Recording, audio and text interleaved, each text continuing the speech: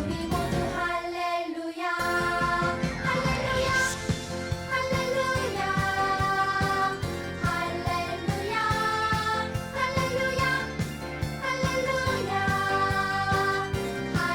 할렐루야 할렐루야 할렐루야 할렐루야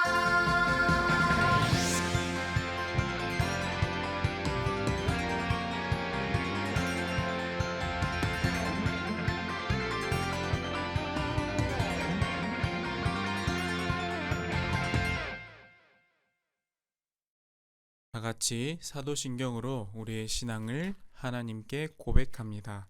시작. 나는 전능하신 아버지 하나님, 천지의 창조주를 믿습니다. 나는 그의 유일하신 아들, 우리 주 예수 그리스도를 믿습니다. 그는 성령으로 잉태되어 동정녀 마리아에게서 나시고 본디오 빌라도에게 고난을 받아 십자가에 못 박혀 죽으시고 장사된 지 사흘 만에 죽은 자 가운데서 다시 살아나셨으며 하늘에 오르시어 전능하신 아버지 하나님 우편에 앉아 계시다가 거기로부터 살아있는 자와 죽은 자를 심판하러 오십니다. 나는 성령을 믿으며 거룩한 공교회와 성도의 교제와 죄를 용서받는 것과 몸의 부활과 영생을 믿습니다. 아멘. 다 함께 기도다리, 기도손, 기도눈 하고 하나님께 기도드리겠습니다. 하나님, 9월 첫째 주를 맞이하여 각자의 자리에서 하나님께 예배를 드릴 수 있는 마음과 시간을 허락하여 주시니 감사를 드립니다. 하나님, 매주 태풍이 올라오고 있습니다. 곳곳에서 태풍으로 피해를 입은 사람들의 이야기가 들립니다. 하나님, 태풍으로 피해 입은 사람들을 위로해 주시고 그들을 돕는 손길도 허락하여 주세요. 그리고 코로나가 다시 유행하고 있습니다. 이러한 상황 속에서 애쓰시는 의사 선생님과 간호사 선생님들에게 힘주시고 건강도 지켜주세요. 또한 저희들과 가족들의 건강도 지켜주셔서 다시 만날 때 건강하게 만날 수 있게 도와주세요. 그리고 이제 말씀을 전해주실 최형규 전도사님과도 함께 해주셔서 하나님의 말씀을 잘 전하실 수 있게 도와주시고 그 말씀을 듣는 저희들도 전해주시는 말씀을 통해 하나님의 마음을 잘 깨닫고 기억하며 살 수 있게 도와주세요. 항상 저희를 지켜주심에 감사드리며 이 모든 말씀 우리를 너무나도 사랑하여 주시는 예수님의 이름으로 기도드립니다. 아멘. 오늘 하나님께서 우리에게 주신 말씀은 요한복음 4장 25절에서 30절까지의 말씀입니다. 이제 하나님께서 주신 말씀을 함께 읽도록 하겠습니다. 시작. 여자가 예수께 말했다. 나는 그리스도라고 하는 메시아가 오실 것을 압니다. 그가 오시면 우리에게 모든 것을 알려주실 것입니다. 예수께서 말씀하셨다. 너에게 말하고 있는 내가 그다. 이때 제자들이 돌아와서 예수께서 그 여자와 말씀을 나누시는 것을 보고 놀랐다. 그러나 예수께 웬일이십니까? 하거나 어찌하여 이 여자와 말씀을 나누고 계십니까? 하고 묻는 사람이 한 사람도 없었다. 그 여자는 물동이를 버려두고 동네로 들어가서 사람들에게 말하였다. 내가 한 일을 모두 알아맞히신 분이 계십니다. 와서 보십시오. 그분이 그리스도가 아닐까요? 사람들이 동네에서 나와서 예수께로 갔다. 아멘. 여러분, 희망봉이라는 예쁜 이름을 가진 곳이 있어요. 희망봉은 어디에 있을까요? 지도를 보면 바다와 육지가 맞닿아 있는 곳에는 가끔 바다 쪽으로 뾰족하게 튀어나와 있는 땅이 있어요. 이 모양을 곶이라고 부르는데 넓은 아프리카 대륙의 가장 남쪽 아래에 있는 곳을 희망봉이라고 불러요. 그렇다면 희망봉은 왜 이렇게 특별한 이름을 갖게 됐을까요?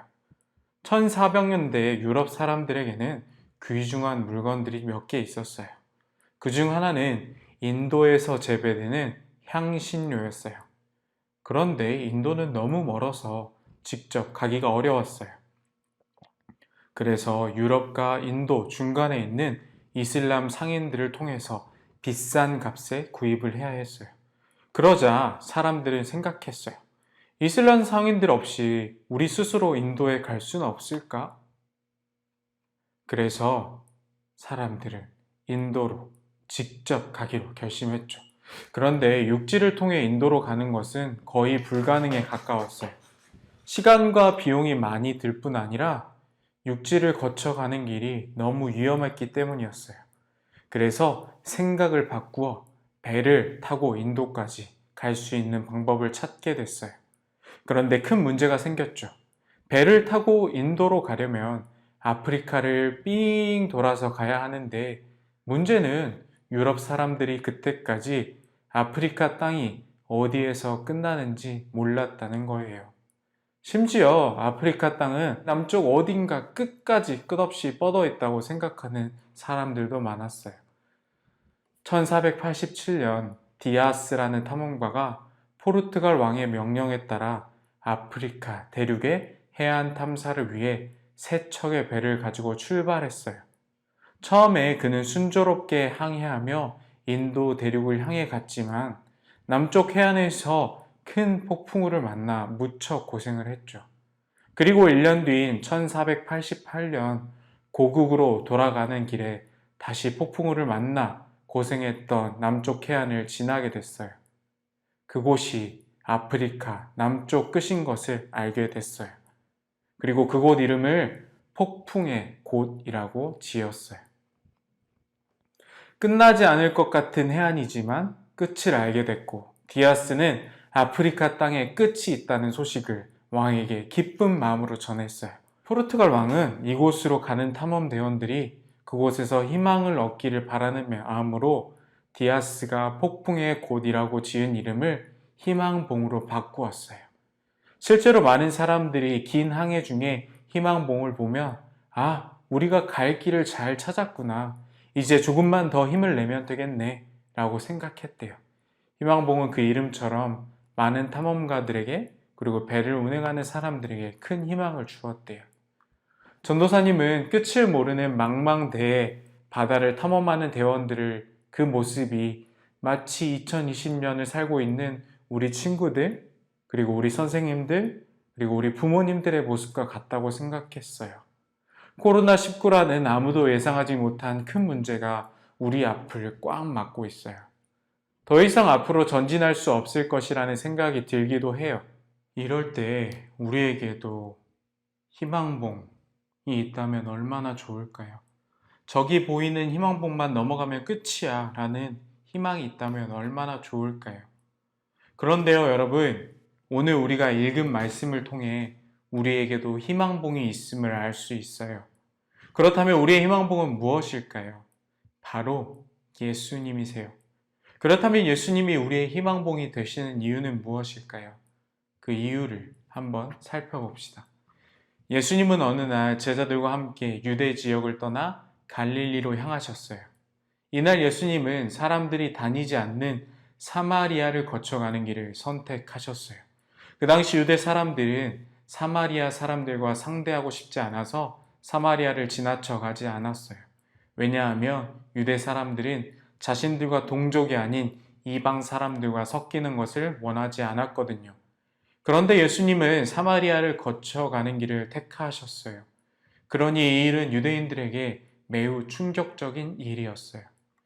예수님과 제자들은 사마리아의 수가라는 마을에 도착했어요. 제자들은 먹을 음식을 사러 갔고 예수님은 우물 곁에 앉아 잠시 쉬고 계셨어요. 그때 한 사마리아 여인이 물을 기르러 우물가에 왔어요. 그러자 예수님께서는 여인에게 물 한 잔을 부탁하셨어요. 그리고 여인은 대답했죠. 당신은 유대 사람인데 어떻게 사마리아 여자인 나에게 물을 달라고 하시나요? 예수님은 다시 여인에게 말씀하셨어요. 내가 누구인지 알았더라면 너는 나에게 무엇이든지 구하였을 것이다. 그러면 나는 너에게 마실 물을 주었을 것이다. 내가 주는 물을 마시는 사람은 영원히 목마르지 않을 것이다. 여인이 예수님께 대답했죠. 선생님, 그런 물이 있나요? 그렇다면 다시 목마르지 않도록 제게도 그 물을 주세요. 그런데 예수님은 여인이 부탁한 물을 주시지는 않고 갑자기 그 여인에게 가서 내 남편을 데려오라고 말씀하셨어요. 하지만 여인은 그 대답에 선뜻 대답할 수 없었죠. 왜냐하면 여인에게는 남편이 없었거든요. 여인에게는 이전에 남편이 5명이나 있었지만 지금은 아니기 때문이에요. 이런 이유로 여인은 마을 사람들에게 손가락질을 당하면서 살고 있었고 아무도 일하지 않는 무더운 여름 한낮에 물을 기르러 나왔던 거예요. 예수님은 여인의 상황과 마음을 모두 알고 계셨어요. 그리고 여인에게 말씀하셨죠.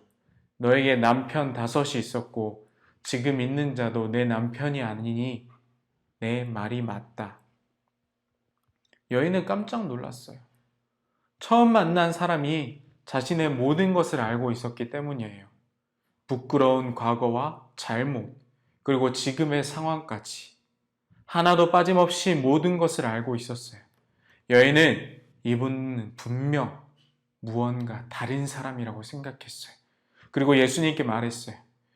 유대 사람들과 다른 곳에서 나도 예배를 드리지만 나도 그리스도를 기다리고 있습니다.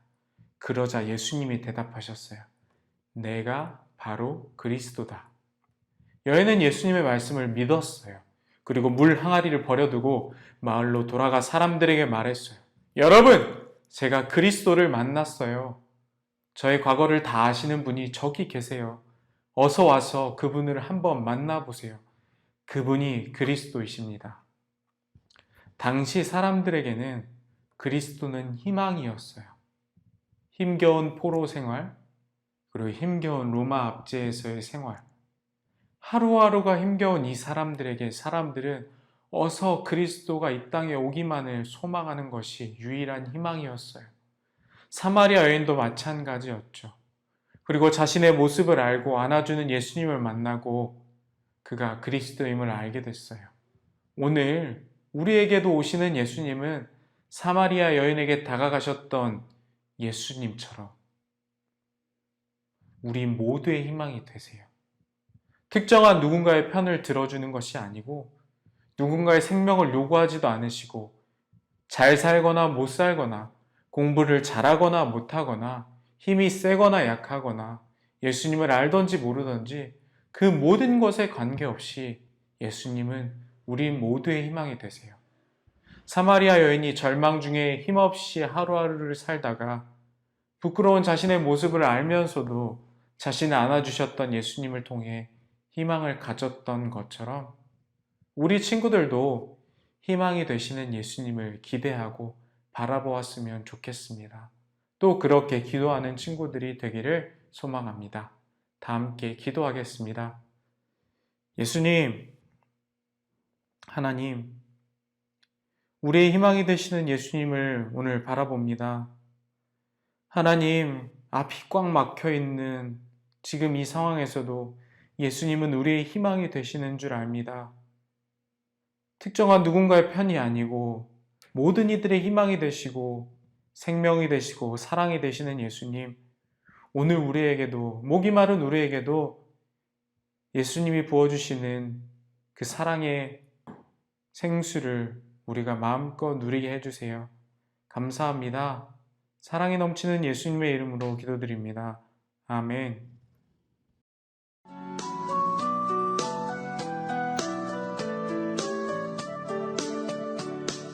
지금 내가 가진 것을 하나님께 드립니다. 하나님 나라 위하여 아름답게 쓰이는 예물이니 즐거운 맘 감사한 마음으로 하나님께 드립니다. 드린 예물 위해 기도하도록 하겠습니다. 참 좋으신 하나님, 오늘도 우리가 가능한 곳에서, 거한 곳에서 예배를 드립니다. 벌써 이렇게 된 일상이 수개월이 흘렀습니다. 힘이 빠져만 가고, 어쩔 땐 참 허무함이 찾아오기도 합니다. 하지만 우리의 희망이 되시는 예수님을 바라보며 오늘 또 달려가는 우리의 모습을 하나님께서 아시오니 우리에게 새로운 힘과 새로운 지혜를 허락해 주세요. 오늘 우리가 드린 예배를 기뻐 받아주시고 오늘 우리의 드린 예물이 꼭 이곳에 이 시간 필요한 곳에 쓰일 수 있도록 하나님께서 그 과정 가운데 항상 함께 해주세요. 감사합니다. 사랑이 많으신 예수님의 이름으로 기도드립니다. 아멘. 이제 주기도송을 부르며 우리의 예배를 마치도록 하겠습니다.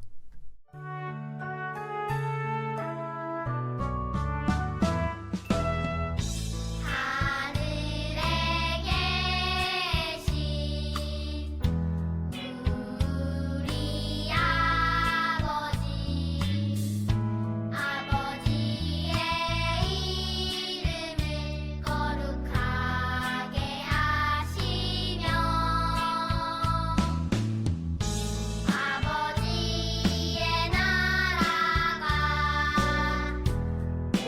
오게 하시며 아버지의 뜻이 하늘에서와 같이 땅에서도 이루어지게 하소서. 오늘 우리에게 일용할 양식을 주시고 우리가 우리에게 잘못한 사람을 용서하여 준 것 같이 우리 죄를 용서하여 주시고 우리를 시험에 빠지지 않게 하시고 악에서 구하소서. 나라와 권능과 영광이 영원히 아버지의 것입니다.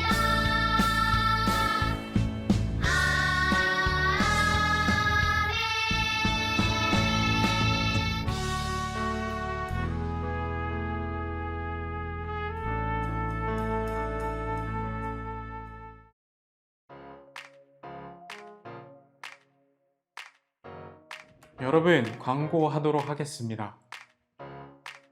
코로나19라는 상황에 우리가 녹아든 지 벌써 수개월이 흘러 이제 2020년이 끝나가고 있다고도 얘기해요.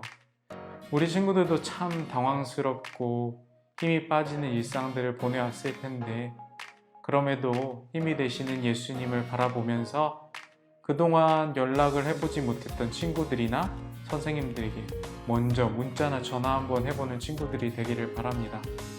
전도사님과 목사님도 우리 친구들과 무엇을 할 수 있을까, 또 무엇을 해야 할까 늘 고민하며 기도하고 있습니다.